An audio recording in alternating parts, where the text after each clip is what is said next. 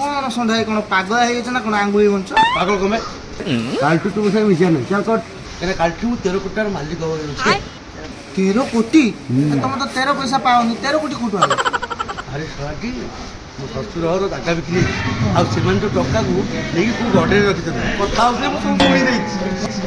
आज रात भीतर बसिबी काना ससुर तो 0 पार बोल आ मु तो कंदार देखा जाउ मु तो खाली कलाटा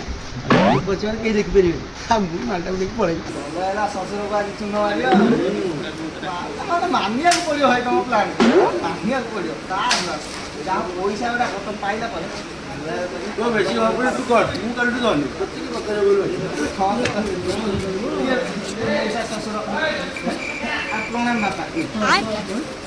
नमस्कार कौन 13 कोटी को कौन चलो नहीं अब हे पान दुकान 13 टका बाकी रखि छ हमरा इने सुधी देबी जाउ काल कौन 13 टका 13 कोटी ओ